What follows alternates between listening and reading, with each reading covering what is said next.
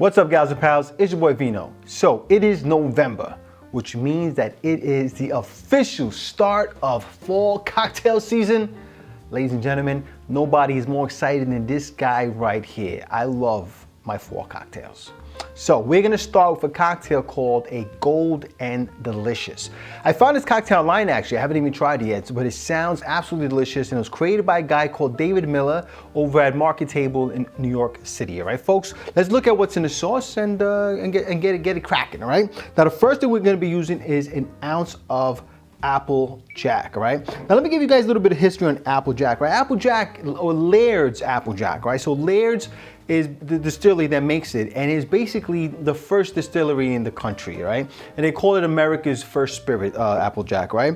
Now, they've been making this since 1968, right here in New Jersey. Well, I'm in New York, but New Jersey is my neighbor state. And this particular one here, the blend, was actually created in 1972 because consumer palates has started to evolve a little bit, and they didn't want stuff that was too strong. They wanted stuff a little lighter and for a little bit of a lower ABV. And the stuff that they had been making up to that point was, bonded and very strong stuff. So they made this. Now, the thing about Laird's, the blended one, which you see quite often being used, is that it's actually only 35% apple brandy and 65% neutral spirit. So that's what kind of helps make it a little more palatable to the average consumer. Funny thing is that a lot of people actually refer to it more of like an apple whiskey because of that, because of the way it's blended and stuff like that. So either way, I love it. If you have apple brandy, regular old straight up apple brandy, it'll work great in this cocktail as well. But I'm gonna be using this here because this is what I have, and this is what the cocktail from what I saw originally called for. Anyway, so we're gonna do 1 ounce of our Applejack or apple brandy. If you got it, or Calvados, whatever you got, man, just go for it. If it has apples in it, use it. I mean, I wouldn't use apple schnapps. Then we're gonna do half an ounce of cognac, all right? Oddly enough, cognac itself is a brandy, so I mean, I'm getting my brandy fix either way. One way or the other, I'm getting my brandy fix, all right? Then we're gonna do half an ounce of Allspice Dram. Now, if you don't have this available to you, you can actually check out my buddy Rob's Home Bar. He made it. I'll put a link down in the description. He has his own homemade Allspice Dram. And funny enough, we're gonna do a half an ounce of Apricot Liqueur, or Apricot Brandy. And so I got more brandy.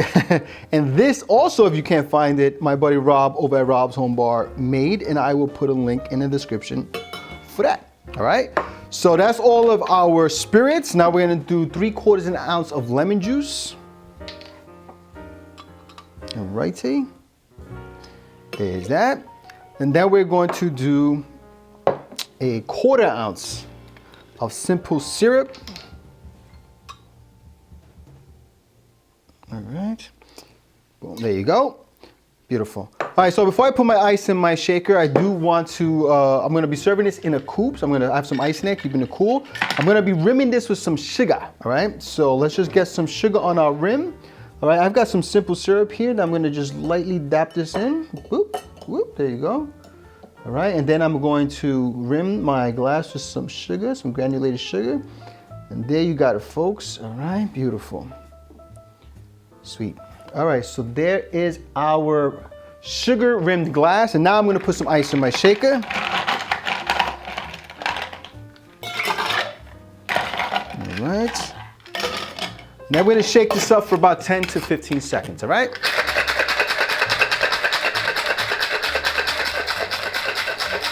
All right, so I think we have given that bad boy a good enough shake, all right? We're going to do a double strain. You don't have to do that, but Vino likes to double strain his cocktails.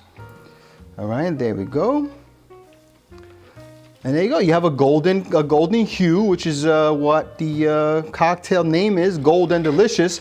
It's also a play on the words for Golden Delicious apple, which is pretty clever. That's actually my favorite apple too.